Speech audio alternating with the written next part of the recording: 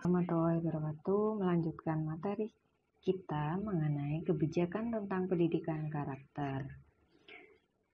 Nah, kemudian ada beberapa peraturan mengenai kebijakan pendidikan karakter.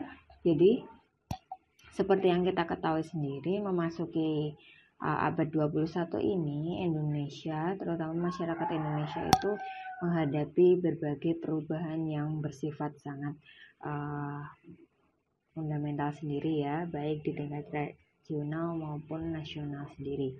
Nah, mulai dari sistem kenegaraan, kemudian pemerintah dan kemasyarakatan dan kebudayaan yang baru.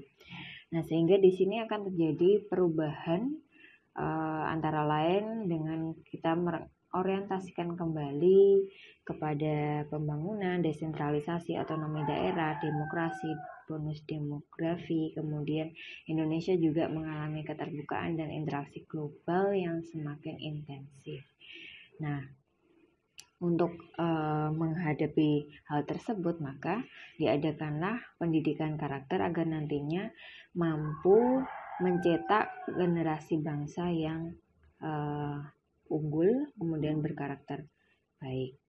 Nah, yang pertama adalah Peraturan Presiden Nomor 87 Tahun 2017 tentang penguatan karakter.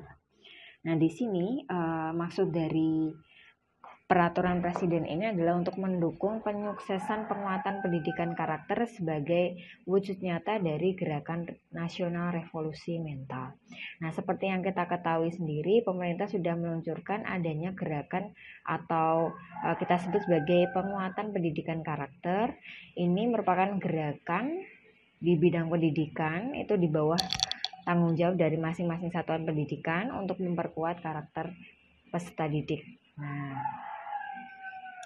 kemudian di sini ada 3 hal yang menjadi pertimbangan dalam menerbitkan aturan ini, karena kita ketahui sendiri bahwa Indonesia merupakan bangsa berbudaya, sehingga yaitu bangsa yang menjunjung tinggi akhlak mulia, kemudian nilai luhur dan kearifan serta budi pekerti. Kemudian untuk mewujudkan bangsa yang berbudaya, maka harus dilakukan penguatan nilai-nilai 18 karakter pada peserta didik. Kemudian gerakan ini atau gerakan penguatan pendidikan karakter itu merupakan tanggung jawab bersama dari seluruh komponen masyarakat.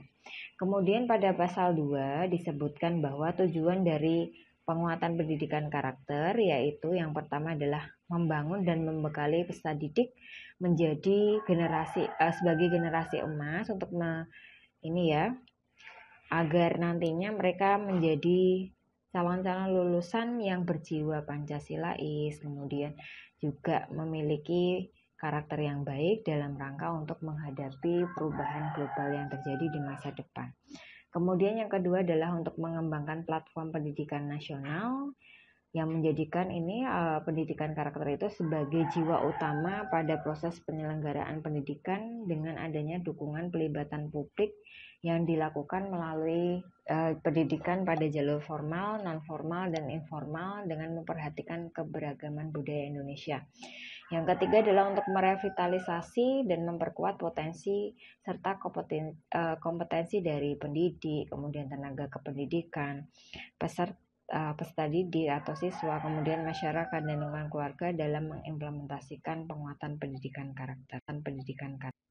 Kemudian 3 disebutkan bahwa penguatan pendidikan karakter ini dilakukan atau dilaksanakan dengan cara menerapkan nilai-nilai Pancasila, terutama untuk 18 nilai karakter positif, yaitu ada nilai religius, kemudian ada jujur, toleransi, disiplin, bekerja keras, kreatif, mandiri, demokratis, rasa ingin tahu, semangat kebangsaan, cinta tanah air, menghargai prestasi, komunikatif, cinta damai, gemar membaca, peduli lingkungan, peduli sosial, dan bertanggung jawab. Nah, di sini untuk penyelenggaranya sendiri itu terdiri dari tadi ya yang sudah saya sebutkan, yaitu satuan pendidikan baik pada jalur pendidikan formal, kemudian non formal atau jalur informal.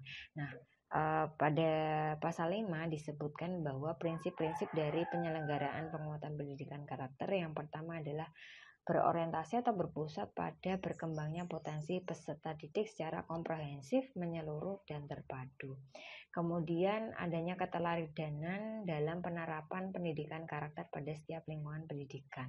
Nah, di sini mulai dari pendidik, guru bisa memberikan contoh-contoh atau keteladanan yang baik bagi siswa mengenai nilai-nilai karakter. Bagaimana sih kita bersikap religius, kemudian jujur misalnya dalam pelaksanaan pengerjaan tes, siswa diharapkan jujur, kemudian disiplin dalam menyelesaikan tugas-tugas. Nah, itu sebagai seorang pendidik kita harus memberikan contoh-contoh tersebut. Nah, itu tidak hanya tugas dari pendidik tetapi juga tentu bagaimana sih untuk menciptakan peserta didik nantinya yang peduli lingkungan dan sebagainya. Kemudian ini untuk proses penguatan pendidikan karakter ini berlangsung melalui pembiasaan sepanjang waktu dalam kehidupan sehari-hari. Jadi harus kita integrasikan dalam proses pembelajaran. Nah, kemudian ada aspek utama dalam pendidikan karakter. Jadi di sini yang harus dilakukan adalah yang pertama kita harus memanajemen proses penguatan pendidikan karakter ini melalui basis sekolah untuk memperkuat ekosistem pendidikan. Nah, ada 7 langkah atau aspek utama yang bisa kita lakukan.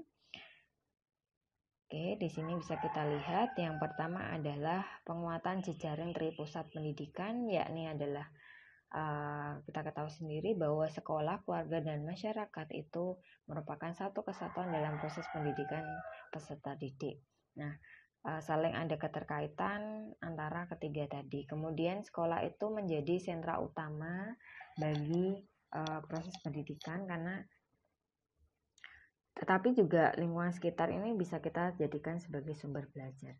Kemudian yang ketiga adalah individualisasi anak. Jadi pendidik itu harus membantu setiap anak untuk mengaktualkan potensi yang dimiliki. Jadi kita sebagai seorang guru harus bisa menggali potensi peserta didik, kemudian mengembangkan potensi-potensi tersebut melalui kegiatan-kegiatan positif yang bisa dilakukan di sekolah. Kemudian untuk peran guru di masa kini, yang pertama bisa sebagai tutor, kemudian untuk resources linkers. Jadi untuk sebagai sumber-sumber untuk menghubungkan dengan pihak-pihak terkait. Kemudian yang ketiga adalah fasilitator, kemudian gatekeeper. Di sini maksudnya adalah membatasi pembentukan karakter anak. Jadi diharapkan anak itu bisa membentuk karakter yang positif saja. Kemudian untuk peran kepala sekolah di sini dalam proses penguatan pendidikan karakter yaitu sebagai manajer, kemudian inovator dan motivator. Nah, di sini untuk memanage bagaimana proses pendidikan karakter di sekolah, kemudian sebagai inovator bagaimana tentang pembaruan program-program yang bisa dilakukan di sekolah, misalnya melalui integrasi pada mata pelajaran, kemudian untuk memotivasi agar pendidik, kemudian tenaga kependidikan, kemudian peserta didik itu setiap saat mau untuk membangun karakter-karakter yang positif.